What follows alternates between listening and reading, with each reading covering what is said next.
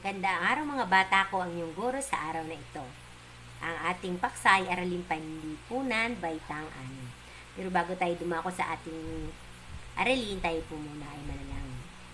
Panginoon, kami po ay lumalapit sa iyo, sama-samang nagpupuri at nagpapasalamat. Panginoon, salamat po sa biyaya ng karunungan, sa biyaya ng kalakasan, hindi lang po ng aming katawan, maging ang aming isipan, Panginoon. Patuloy mo po kami samahan sa aming pag-aaral sa araw na ito. At sa ganoon ay masigit naming maunawaan ang mga araling aming pag-aaralan. Ang lahat ito ay aming samot dalangin sa pangalan ni Jesus na aming Panginoon. Amen. Magandang araw mga bata. Ako inyong guro sa araw na ito sa Araling Panlipunan, Baitang 6. Ang ating paksa ay tungkol sa pagkatatag ng kilusang propaganda at katipunan, kung saan ang ating mga bayani, ang bayan ng ating bansa, ay gumawa ng paraan upang tayo ay makalaya sa pananakop ng mga Espanyol. Dito naranasan ng ating mga ninuno ang hirap, ang takot, ang pang-aapi sa pagkakasakop sa atin ng mga Espanyol. Pero ang ating mga bayani, na sina Dr. Jose Rizal, Marcelo H. del Pilar, Graciano Lopez Haina, Bonifacio at marami pang iba. Sila ay nagtulong-tulong upang ang ating bansa ay maiahon sa pagkaalipin sa bansang Espanyol. At dito'y tatalakayin natin kung paano naging damdamin ng mga Pilipino upang maging matagumpay sa pagpapalaya ng ating bansa. Meron akong ginawang PowerPoint kung saan ay makikilala ninyo ng lubos ang mga bayaning Pilipino na nagtulong-tulong para ang ating bansa ay makalaya. Okay? Inyo lamang itong tapusin ang video na to hanggang sa huli upang magabayan kayo sa pagsagot sa inyong module. Araling Panlipunan, ika-6 na baitang, unang markahan, ikalawang linggo. Ang araling ito ay tumatalakay sa pagkakatatag ng kilusang propaganda ng katipunan ng nasyonalismong Pilipino. Ang kilusang propaganda ay isang panahon ng pagtawag ng mga katutubong Pilipino para sa mga reforma na tumagal ng humigit kumulang mula 1880 hanggang 1886.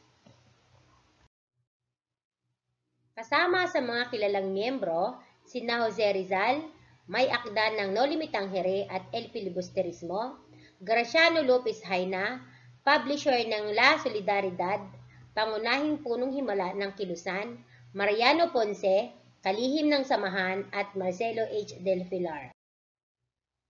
Ang araling ito ay inaasahan na tutulong sa iyo para maipaliwanag ang layunin ng pagkakatatag ng kilusang propaganda at katipunan ng nasyonalismong Pilipino.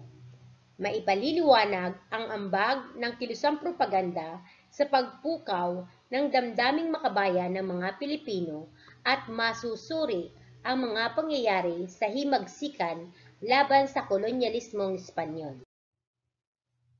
Ano ang layunin ng pagkakatatag ng kilusang propaganda? Ano ang ambag ng kilusang propaganda sa pagsilang ng damdaming makabayan ng Pilipino? Sino-sino ang bumubuo sa kilusang propaganda? Ang mga sumusunod ay ang bumubuo sa kilusang propaganda. Una, Jose Rizal. Itinatag ni Jose Rizal ang La Liga Filipina noong Hunyo 26, 1892 na siya ay bumalik sa Pilipinas mula sa Espanya. Pangalawa, si Graciano Lopez Haina. Si Graciano Lopez Haina ay isang Pilipinong manunulat, revolusyonaryo at pambansang bayani mula sa lalawigan ng Iloilo na nakilala sa kanyang pahayagang La Solidaridad. Nakilala rin siya sa kanyang akdang Fray Butod. Butod ang salitang Hiligaynon para sa kabag at katumbas din ito ng balbal sa Tabatsoy. Si Antonio Luna ay isang magaling na estudyante na tinuruan ng isang guro na tinatawag na Maestro Intong mula sa edad na 6 at nakatanggap ng Bachelor of Arts mula sa Ateneo Municipal de Manila noong 1881. bago nagpatuloy sa kanyang pag-aaral sa kemika, musika at literatura sa Universidad ng Santo Tomas. Marcelo H. del Pilar. Si Marcelo H. del Pilar ay ikalawang patnugod ng kilusang propaganda at siya din ay regular na manunulat ni Jose Rizal. Si Felix Resurrection Hidalgo E. Padilla ay isang Pilipinong artistang biswal. Siya ay kinilala bilang isa sa mga pinakabantog na Pilipinong pintor sa huling bahagi ng ika-9 na taon at may kabuuan sa kasaysayan ng Pilipinas. Kabuluhan sa kasaysayan ng Pilipinas para sa pagiging isang kakilala at inspirasyon para sa mga kasapi ng kilusang pagbabago ng Pilipinas. Si Juan Luna E. Novicio ang nagpinta ng pamusong larawan ng Espolarium. Siya ay nakilala sa buong mundo sa pamamagitan ng kanyang pensil gaya ng pagkilala sa kanyang mga kaibigan sa pamamagitan ng pluma at espada. Si Mariano Ponce. Si Mariano Ponce ay isang Pilipinong manggagamot na naging pinuno ng kilusang propaganda na hinimok na magrevolusyon ang Pilipinas laban sa mga Kastila noong 1896.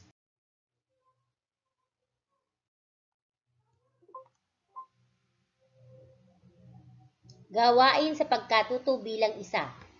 Kilalanin ang pangkat ng makabayang Pilipino na bumubuo ng kilusang propaganda.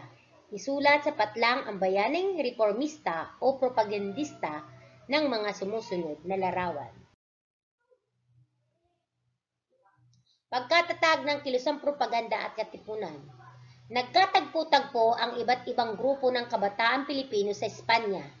Nagkaisa ang mga Pilipino sa Espanya na gamitin ang panulat upang maiparating sa Gobernador General ng Espanya ang pang-aabuso ng mga Espanyol sa Pilipinas. Naitatag ang samahang propaganda na ang layunin ay makamit ng reforma tungkol sa pamamahala ng Espanyol sa Pilipinas.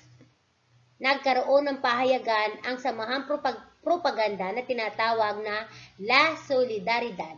Una itong nailathala noong Pebrero 15, 1889 sa ilalim ng pamamatnugot ni Graciano Lopez Haina. Ikalawang patnugot nito si Marcelo H. del Pilar at regular na manunulat ni Jose Rizal. Huling isyu ng pahayagan ay noong November 15, 1895. Itinatag ni Jose Rizal ang La Liga Filipina noong Hunyo 26, 1892 nang siya ay bumalik sa Pilipinas mula sa Espanya.